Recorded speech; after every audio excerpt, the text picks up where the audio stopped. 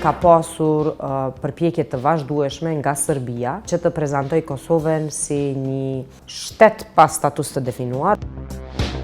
Shteti serb ka qenë aktivisht i angazhuar kundër privatizimit të asaj që ata kanë quajtur pasuria atyre. Fatkeqësisht pritjet nuk janë realizuar.